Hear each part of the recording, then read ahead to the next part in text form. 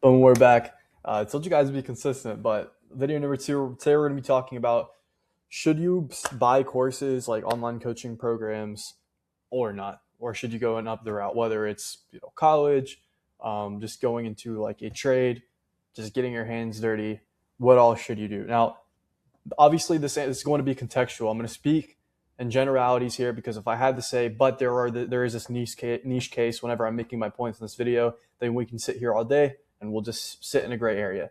So when I'm speaking, just know I'm going to be speaking in black and white that's my perspective. But there, of course, is some gray areas in this conversation. Though I want to be a lot more conscious and intentful on what I'm saying in this context because I know how much of an influence it can have on people. So for some background, I performed very well in school growing up. I pretty much never missed questions on standardized testing. I believe I missed 3 questions total on standardized testing until the age of like 14, 15. So like IQ, showing up and studying, like that was never an issue.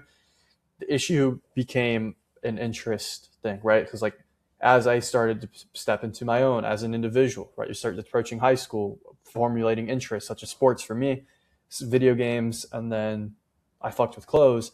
Like that time span, school became less of a priority. What became a priority were things that I was interested in. So like I naturally deviated. I wasn't somebody who was completely dialed in for school. I mentioned the last one, but I had a 2.1 GPA when I graduated, and then I dropped out of college pretty much instantly, never even stepped foot into the classroom. And before getting into like art forms, online coaching courses, and all that sorts of jazz. So that's a little bit more background and context on me. But I have seen people obviously when going through the coaching program route, getting their hands dirty through a real job instantly, or uh, going down the college path, right? So just wanted to contextualize this so you understand like everything works as long as you do, and that's going to be the main premise I want to go over here. Is like all these things will realistically work as long as you're putting in the action and you're very intentful behind what you're doing. For me, if I had to think back to what my thought process was at that time, was I bought a $500 course program after dropping out of college. And the reason for dropping out was I realized, hey, like 4 or 5 years from now, and what this looks like in 5, 10 years from now is not something I wanted to do, right? And in terms of decades, I knew where I wanted to go. That would have just been something that would have deviated me from it. Okay.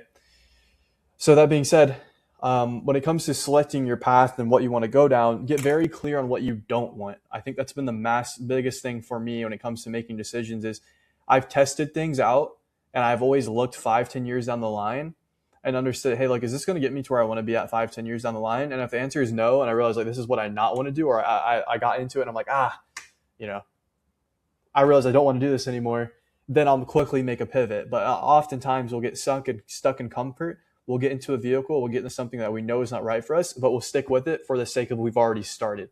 And there is something to be said about starting something and finishing it. But that once again, if it is conducive to your goals, you should do that. If not, then stop. If you're just trying to develop the habit of starting and finishing things, I think there's something to be said about that, right? I think so. There's something to be said about the university path as far as, hey, look, I'm 2, 3 years in. I'm just going to finish it because I want to be able to start something and finish it. I've never done it before. I've always been a quitter, right? If that's your perspective, of course, I understand that. But like, if you are very understanding of what you want to do, if you are going down a certain path, like college, for example, and you've identified, hey, look, in order to get to this goal, I need to stop this, but I'm not stopping this because I've already started.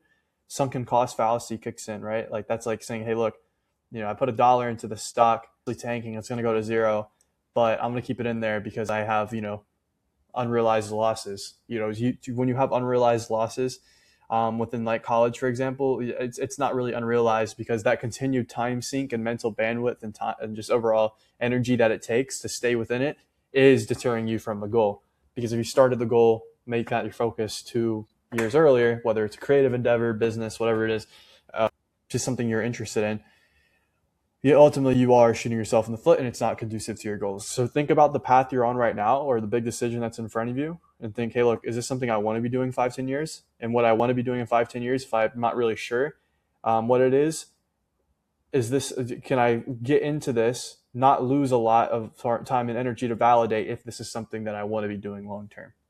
So that's another thing. And that's why I do say like the college route is a little sketch because of the fact you do incur so much debt. And when you're in a phase like your early 20s and late teens, whenever you're having so many pivots as far as personal life and just I mean, you're growing fast, man. Like life's moving quick. I understand. Like it's hard to just exit out when you're tens of thousands of dollars in debt. Now, I understand people talk about that. People are, oh, there's scholarships, and that's true, right? But there are individuals who pick up all this debt and pick up all this mental bandwidth when they understand that that's not what they want to be doing. So be very clear on like what you want, what you don't want, and that'll give you some direction. So that's the first thing I wanted to go over. Now, as far as going into courses, online coaching, all that jazz, the informal route, two-pronged. For me, it's been massive, spending $40,000, $50,000 on these programs. They able to massively develop me as a person.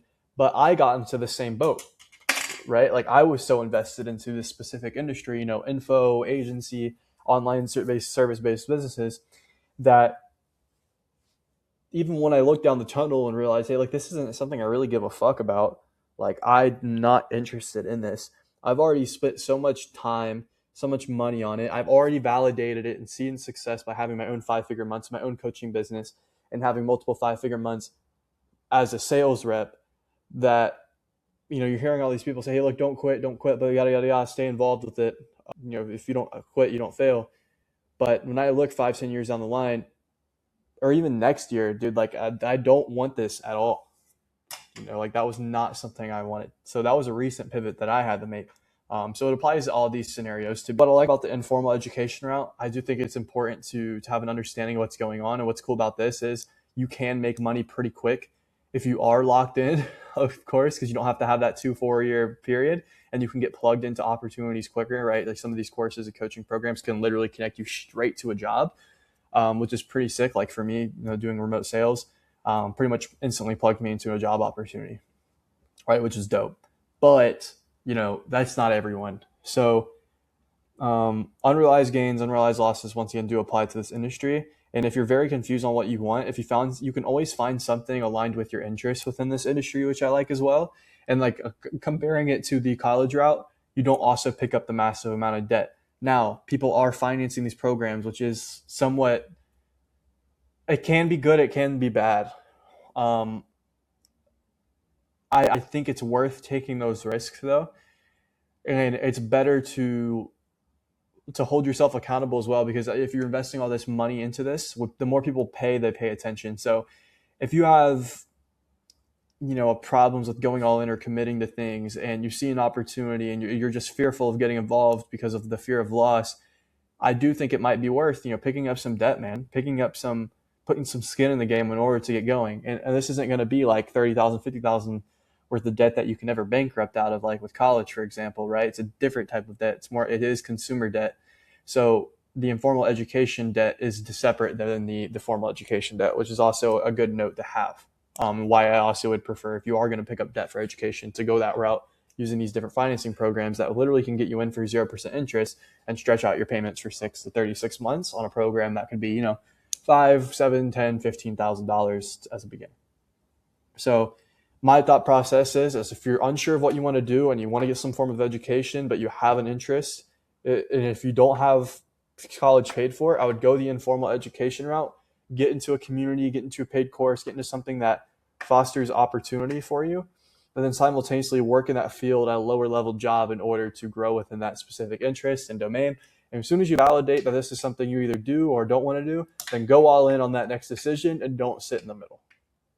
Okay, so that's my thought process on comparing college versus informal education. Now, I did mention, or also comparing it to just getting straight into the workforce. I think this is something you should be doing in alignment with it. I think a lot of people don't give themselves enough power and understanding that you are capable of doing more. You can take more action, and realistically, it doesn't take much to start building momentum in either one of these. You can get started with an education for an hour or two a day, right? Because you're not going to instantly be studying 6-8 hours a day. You're not that fucking strong. You don't have that strong of a brain.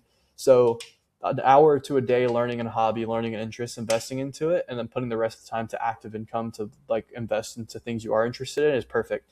So I would rather you spend less time on an interest in order to validate it and more time on garnering resources to eventually support that interest, as well as building work ethic. So that way you have the resources as far as like tangible, like cash, and then also work ethic, the intangible trait, and then you can then use that to support a dream. So that's my personal preference of what I would advise. That's why I did like the sales route, because I understood, hey, look, I don't want to be doing this forever, but if I wanted to advance within the specific industry domain or anywhere in life, I can take this skill and pivot with me, as well as the capital. So that's why I got into this, and now it's a pivotal point for me. But for me, I'm like, hey, look, I don't even want to be in the service-based industry business anyways, man. I just love content. I love products. I'm tired of saying, hey, look, I'm not interested in American goy slop culture. Like, I love the shit. So that is going to be the focus. But yeah, that is just some quick thoughts on whether you should go to college or not, or go get started with a job. Overall verdict is, if you have free schooling, you have something you're interested in, take advantage. But if you don't want to do it, you validate it's something you don't want to do, get out of it. And that applies to literally anything. But as soon as you validate an interest and you like it, invest more resources into it and go all in whenever you find that, because your opportunity is not as abundant as you may think. You have a small window to make this happen. Life goes just like that. I mean, think back. Most people watching is probably in their early 20s. I'm sure you could think back to being 15, 16 like it was yesterday, and it's crazy how time flies. I mean, at least that is for me. So everything's just as difficult.